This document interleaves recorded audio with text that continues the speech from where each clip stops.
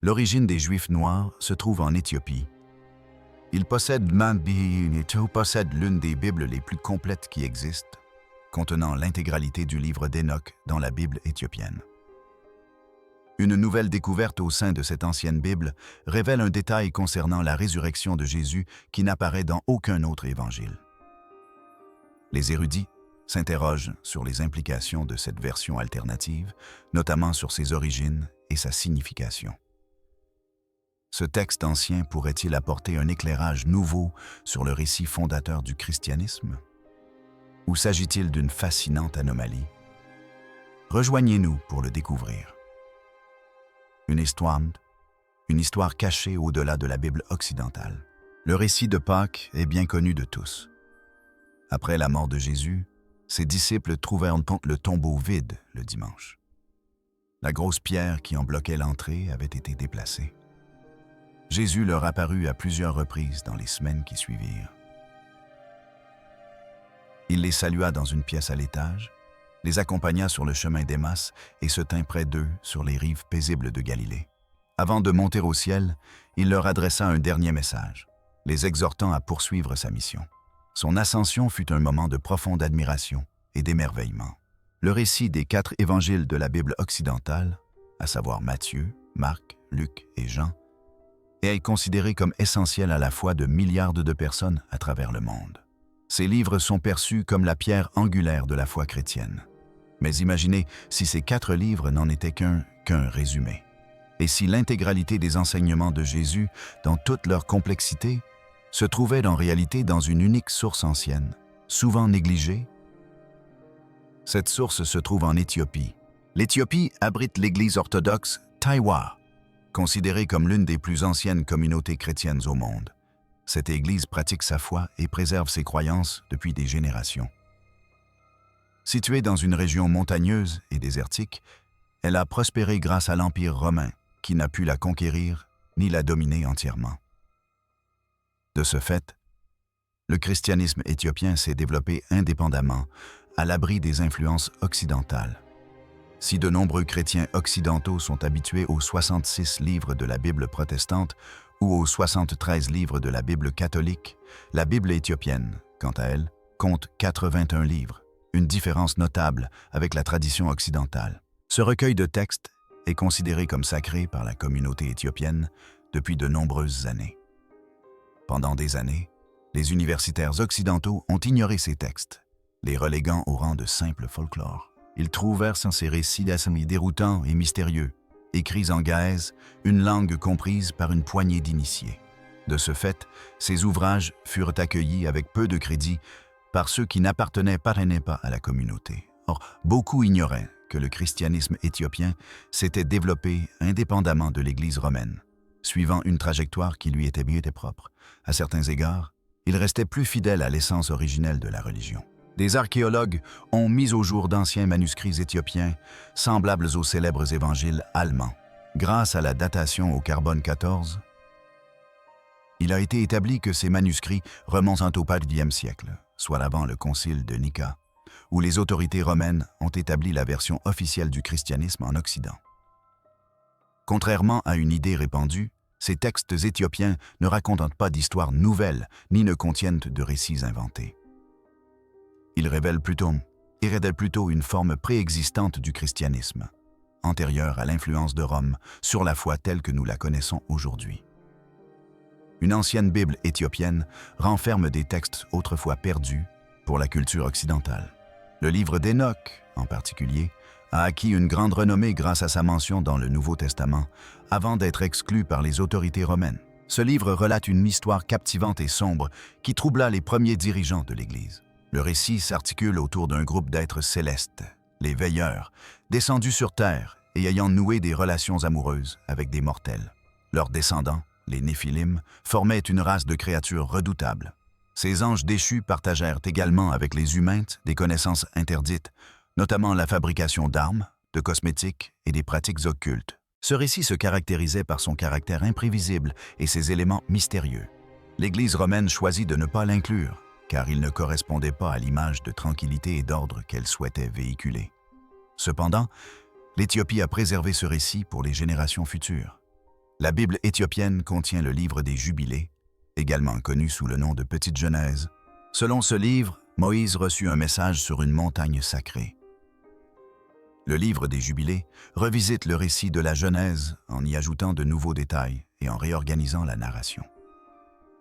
Il introduit un calendrier solaire distinct qui contredit le calendrier de l'Église romaine.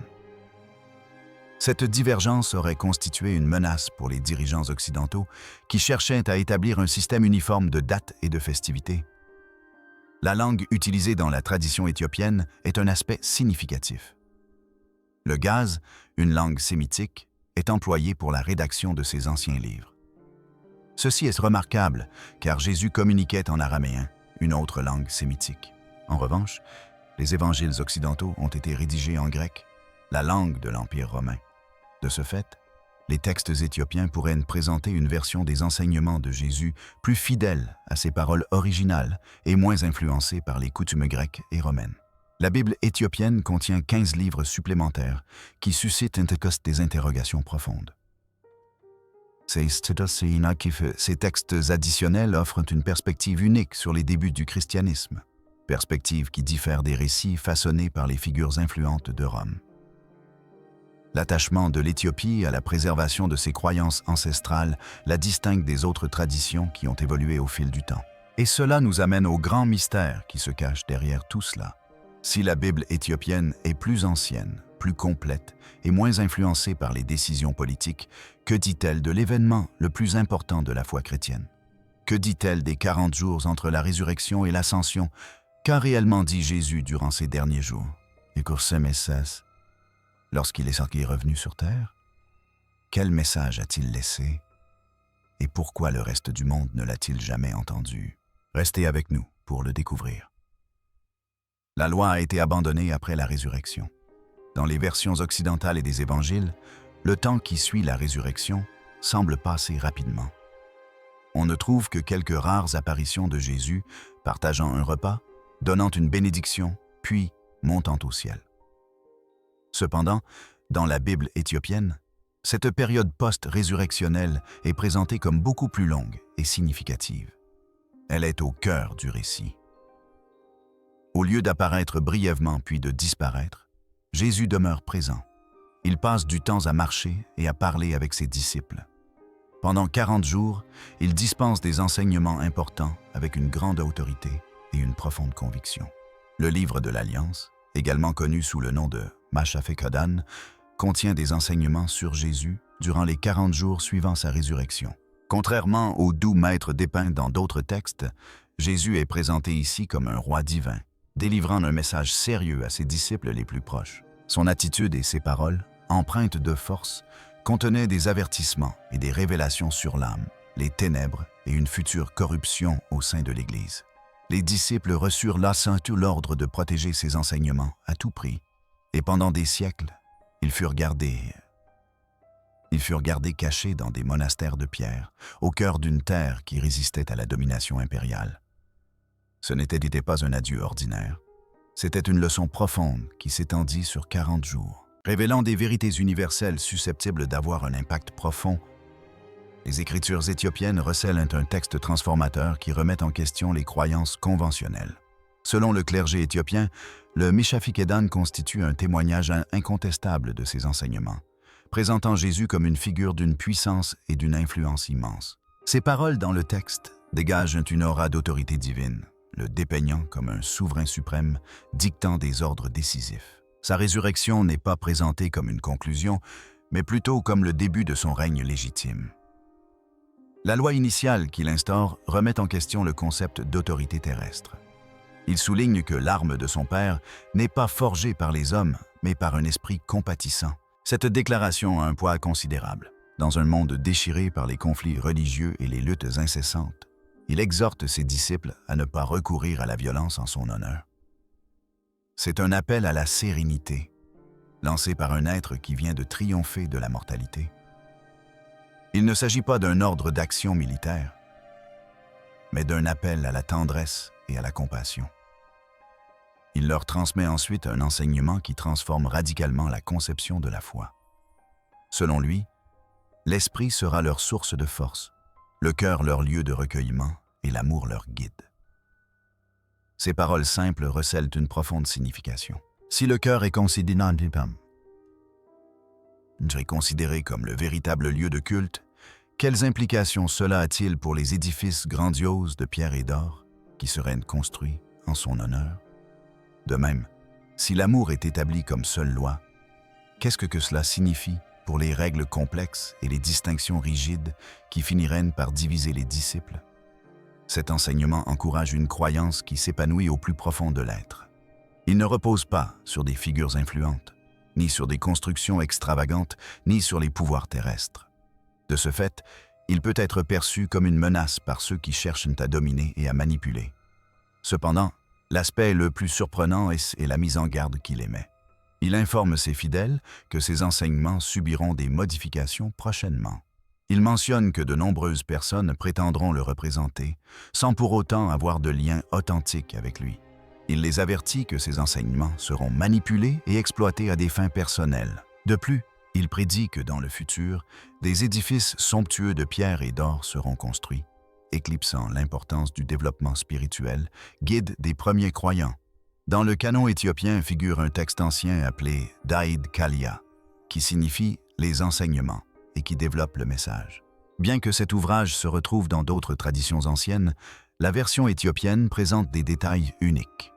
Elle se veut un guide à la fois bienveillant et faisant autorité, offrant des instructions claires visant à créer une communauté d'un genre nouveau.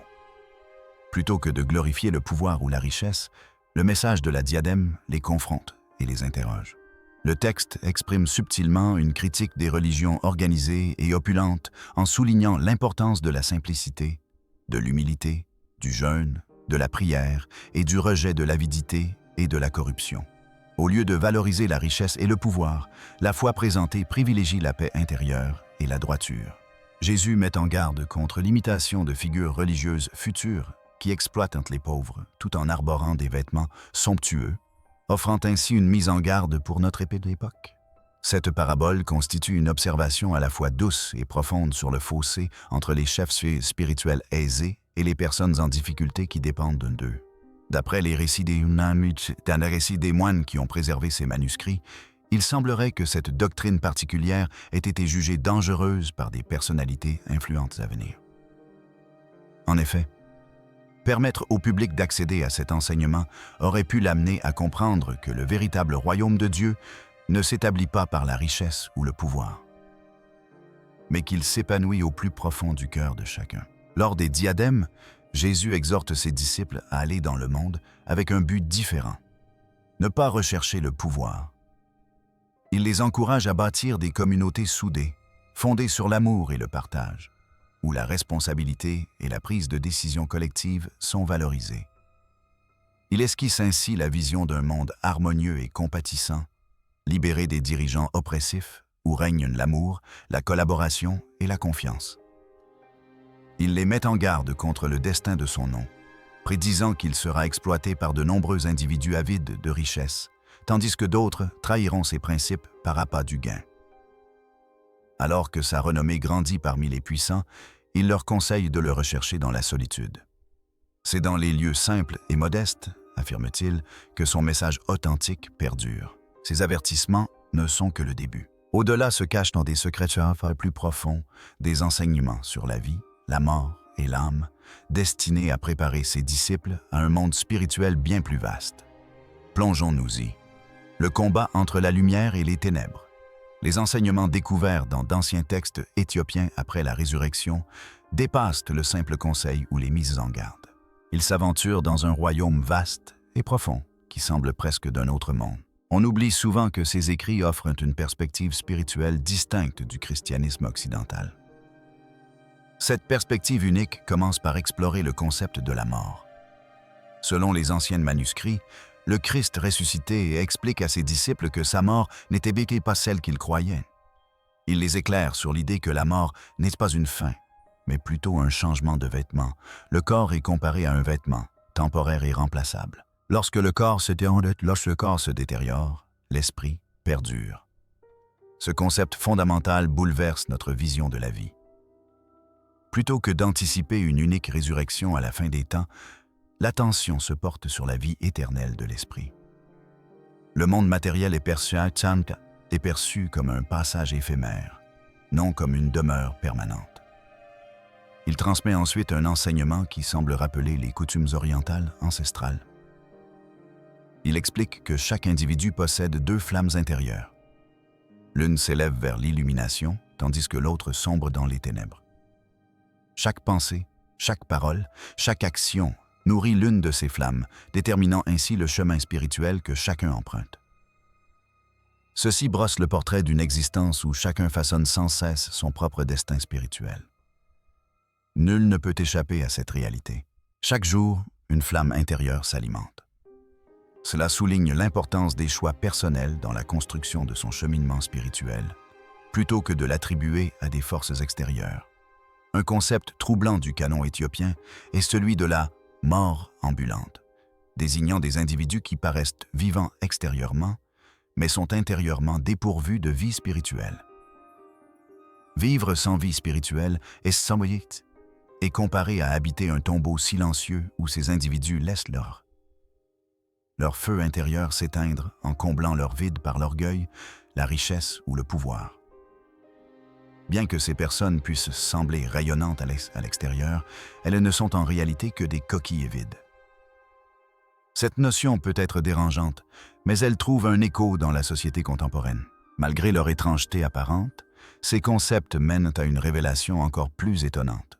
Le livre de l'Alliance recèle une révélation d'une grande force. Le concept de double créateur. Cette croyance est l'un des aspects les plus inattendus du folklore éthiopien. Selon le Christ, il existe un Père de lumière, source ultime de toute vie, et un second créateur, l'architecte des ténèbres.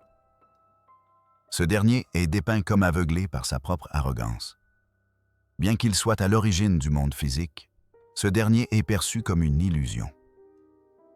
Visuellement séduisant, il est en réalité dépourvu de substance. Dans ce royaume, vérité et mensonge coexistent et l'âme peut facilement s'égarer.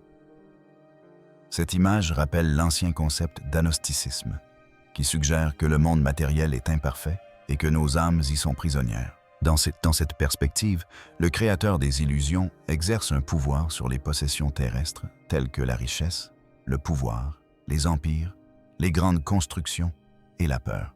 Ceux qui s'allient de son à lui peuvent certes acquérir richesse et influence, mais dans un monde dont l'authenticité est partielle.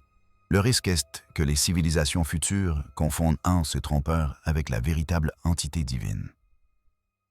Les premiers dirigeants romains s'efforcèrent d'éradiquer une croyance qu'ils jugeaient très menaçante. Ils menèrent des batailles contre ceux qui y adhéraient et allèrent jusqu'à détruire toute trace écrite de cette croyance. Cependant, en 1945, une découverte intéressante fut faite dans le désert égyptien de Nagued. Une jarre contenant des textes oubliés qui partageaient tous un thème commun. L'idée que le créateur du monde physique n'était pas le Dieu suprême et que le Christ fut envoyé pour libérer l'humanité des chaînes de ce monde inférieur. Cette croyance particulière avait longtemps été condamnée comme une hérésie majeure à travers l'histoire. Malgré cela, elle réapparut dans le canon éthiopien, discrètement préservée de génération en génération. Dans cette version du récit, le but du voyage du Christ est redéfini. Il s'aventure dans ce royaume illusoire non seulement pour le racheter, mais aussi pour le réveiller de sa torpeur. Il est dépeint comme un révélateur, un dispensateur de sagesse envoyé pour raviver le souvenir de l'âme quant à sa véritable demeure. Il rassure ses disciples. La véritable lumière réside en chacun, même dans un royaume dominé par les ténèbres. Heureux celui qui découvre cette lumière cachée en lui-même. Il révèle un ultime mystère pour les aider dans leur conflit intérieur. Dans un document connu sous le nom de Rouleau céleste, il explique comment chaque individu est accompagné de deux êtres invisibles. L'un est un ange gardien, l'autre un trompeur. L'ange guide l'âme vers l'illumination, tandis que le trompeur trouble l'esprit, engendrant doute et chaos.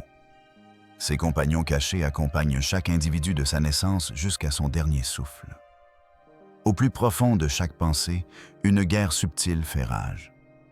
Il explique que chacun doit s'engager personnellement dans ce combat, car aucune influence extérieure, comme un temple, un chef ou un rituel, ne peut intervenir. Le conflit intérieur entre les forces positives et négatives se déroule en soi-même, et seul un esprit conscient peut choisir la voie juste. Seuls ceux qui perçoivent la lumière intérieure en eux peuvent transcender le monde illusoire, façonné par des influences trompeuses. Mais la Bible éthiopienne recèle une autre révélation stupéfiante. Restez avec nous pour explorer l'histoire cachée de l'Éthiopie. Depuis toujours, l'abondance des mystères anciens de l'Éthiopie fascine. Les 81 ouvrages mettant en garde contre les églises influentes et le concept de deux créateurs ont déjà remis en question les croyances occidentales. De plus, il existe un autre document que les douanes éthiopiennes ont mis en lieu sûr. Ce texte, connu sous le nom d'Évangile de paix, est rare, controversé et peu abordé. Les érudits le décrivent comme porteur d'un message audacieux qui fut longtemps étouffé, critiqué et dissimulé. L'explication est simple. Dans cet évangile, l'événement le plus marquant du christianisme est absent. Selon ce manuscrit, Jésus ne trouve pas la mort sur la croix. Au lieu de la mort et de la résurrection, le récit présente un scénario alternatif. Il raconte qu'après la trahison, Jésus s'enfuit discrètement de Jérusalem. Il se retira dans le désert, à l'instar des anciens prophètes qui recherchaient la solitude et la sagesse loin des distractions du monde. Durant cette période, il continua d'enseigner pendant de nombreuses années. Sa mort ne fut pas douloureuse. Sa résurrection n'eut pas lieu le 3e jour. Il continua simplement à vivre et à diffuser un message d'harmonie et d'équilibre. Le message transmis par Jésus vivant est un message de douceur et de sincérité, privilégiant un mode de vie plutôt que l'établissement d'une nouvelle doctrine religieuse. Ses enseignements sont centrés sur l'amour, la simplicité, la guérison et l'unité. Il compare la terre à une mère nourricière et Dieu à un Père bienveillant. Il évoque les rivières comme des anges purificateurs et les arbres comme des anges dispensateurs de vie.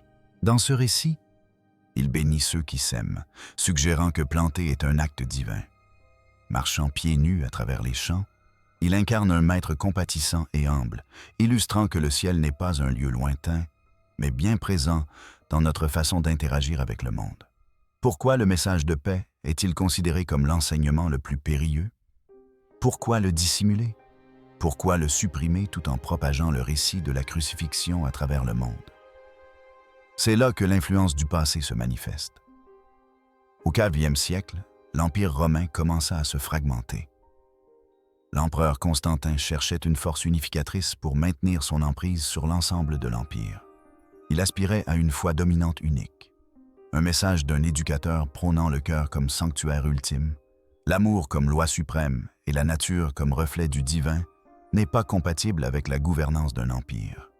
Un tel message encourage la pensée indépendante plutôt que la dépendance envers les figures religieuses, les institutions religieuses ou les dirigeants. Cependant, un récit centré sur un héros en déclin est très efficace pour asseoir son autorité. Il sous-entend que la rédemption dépend de la foi en un sacrifice unique. Ce type de récit requiert une organisation pour le superviser. Il nécessite une institution religieuse pour guider les individus et leur indiquer la voie du salut. Route du salut. Il exige une organisation, des règles et des individus au poste de pouvoir. Par conséquent, le récit de Jésus crucifié fut retenu. Il correspondait aux exigences d'une force dominante. Peu à peu, le Jésus vibrant se transforma en figure agonisante. S'il n'avait pas été crucifié, qu'était-il devenu? C'est là que les spéculations commencent à surgir. Selon certains textes anciens issus de différentes cultures, il semblerait qu'un autre individu l'ait remplacé. Une théorie suggère que Simon de Cyrène, qui aida à porter la croix, aurait été échangé avec Jésus au dernier moment.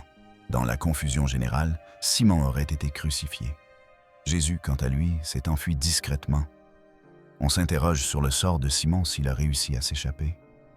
Plusieurs récits laissent entendre qu'il aurait pu voyager vers l'Est, notamment en Inde et au Tibet, pour s'instruire auprès de différents maîtres spirituels avant de revenir enseigner. D'autres envisagent un scénario plus simple.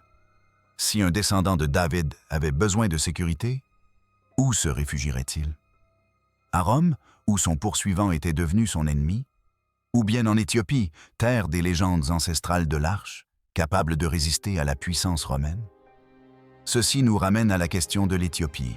Certains pensent qu'il y a un qu'il s'y se rendu. Selon eux, ses enseignements les plus authentiques y furent sans préservés, loin de l'Empire qui façonnait une image déformée de lui. Tandis que Rome bâtissait une religion autour de sa crucifixion, l'Éthiopie continuait de se concentrer sur son existence. Les moines l'appellent affectueusement Yeshua, celui qui guérit. Ils affirment que son but n'était pas de se sacrifier pour l'humanité, mais de l'éveiller, une vérité à laquelle le monde n'était pas préparé. Pourquoi l'Éthiopie est-elle devenue la terre élue pour abriter des secrets qui contredisent le récit communément admis depuis des siècles? Ce n'est pas un simple hasard. L'importance de l'Éthiopie dépasse le cadre de la chance. Le peuple éthiopien considère sa terre non seulement comme sacrée, mais comme la plus sacrée de toutes. Ses racines spirituelles remontent à plus d'un millénaire avant la naissance de Jésus, jusqu'à l'époque du roi Salomon, ce qui rend son lien avec le divin bien plus profond que par la seule transmission par les apôtres. La reine de Saba, également connue sous le nom de Mikada dans le folklore éthiopien, a voyagé d'Afrique à Jérusalem pour rendre visite à Salomon, non seulement pour des raisons politiques, mais aussi pour un lien plus profond.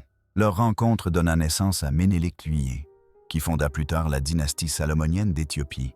Devenu adulte, Ménélik entreprit un voyage pour retrouver son père, ce qui marqua un tournant extraordinaire dans l'histoire. À son retour, il rapporta un objet précieux, conformément aux coutumes éthiopiennes.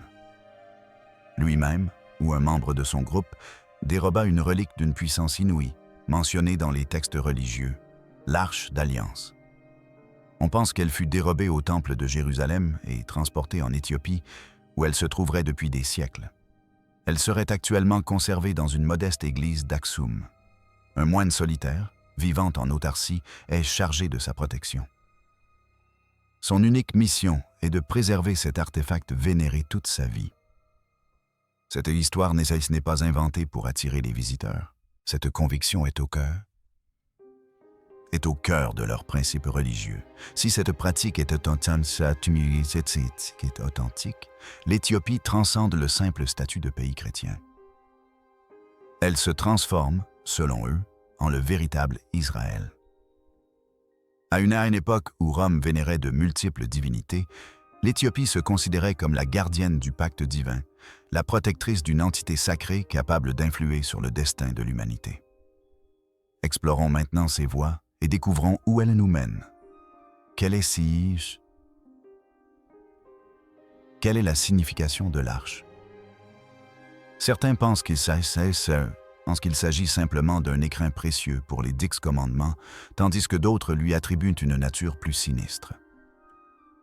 Selon les Écritures, elle a le pouvoir de dévaster des armées, d'anéantir des villes, d'éliminer des populations instantanément et de servir de pont entre le ciel et la terre. Certains avancent que l'arche n'était pas seulement un objet sacré, mais un outil puissant, une innovation oubliée de l'Antiquité.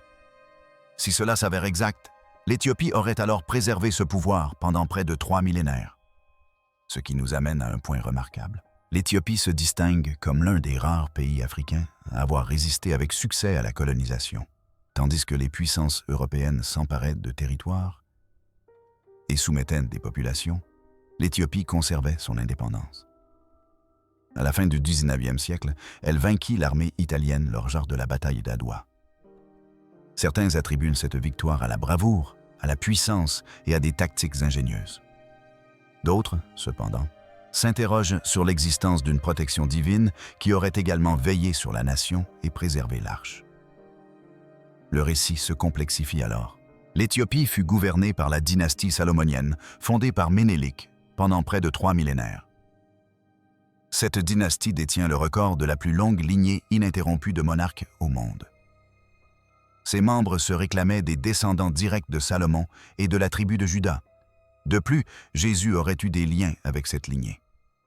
Ceci donne lieu à une hypothèse inattendue. Selon la famille royale éthiopienne, ils étaient liés à Jésus. Par conséquent, ils ne se considéraient pas comme des étrangers à la religion, mais comme les gardiens de ses secrets, les plus anciens.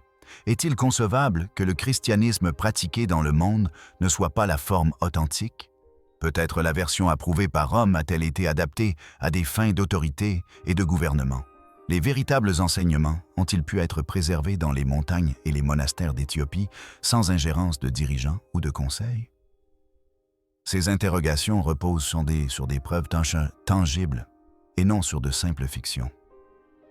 Le recueil de 81 livres du canon éthiopien est une réalité. Les anciens évangiles de Gara, antérieurs à toutes les écritures occidentales, sont authentiques.